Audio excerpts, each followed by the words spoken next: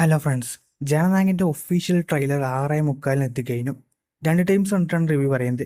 എങ്ങനെയാണോ ട്രെയിലർ നമുക്ക് നോക്കാം. ഒരു മാസ് മസാല പടത്തിന് എങ്ങനെയാണോ ട്രെയിലർ സെറ്റപ്പ് ചെയ്യേണ്ടത് അതിൻ്റെ അതേ രീതിയിൽ പോകുന്ന ഒരു മാസ് പടം എന്ന രീതിയിൽ കിടുവായി തന്നെ കട്ട്സ് ഉള്ള ട്രെയിലറാണ്. ട്രെയിലർ കാണുമ്പോൾ തന്നെ മനസ്സിലാകും ഇതിൽ കേസറി ഒരുപാട് സീക്വൻസ് ബന്ധമുണ്ടെന്ന്. അതേപോലെ കേസറിയായിട്ട് ബന്ധമില്ലാത്ത ഒരുപാട് സെറ്റപ്പുകളും ഈ ട്രെയിലറിൽ കാണാം.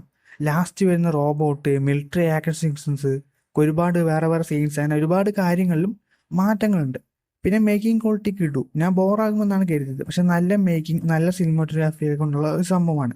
അപ്പോൾ ഞാൻ മുൻപ് ഒരുപാട് വീഡിയോയിൽ പറഞ്ഞ പോലെ തന്നെ ചെറിയ സൈഫൈ പ്ലോട്ട്, അതിൻ്റെ ഇടയിൽ കൂടെ കേസരി കഥ, പിന്നെ പൊളിറ്റിക്സും വരുന്ന ഈ 3 പാറ്റേണും കൂടി പോകുന്ന ചിത്രമായിരിക്കുന്നു.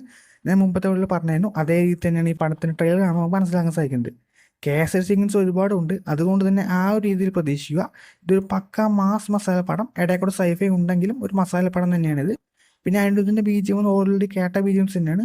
പുതിയതായിട്ട് തന്നെ വലിയ രീതിയിലുള്ള ബീജിയംസ് കേട്ടില്ല. അതിന് പാടത്തിൽ നോക്കാം. അപ്പോൾ നിങ്ങളുടെ ട്രെയിലർ കണ്ടെങ്കിൽ അഭിപ്രായം പറയുക. ഇവിടെ താഴെ ലൈക്ക് ബട്ടൺ ചേർന്നിട്ടില്ല, സബ്സ്ക്രൈബ് ചെയ്യുക. അടുത്തൊരു വീഡിയോ ആയിട്ട് കാണാം.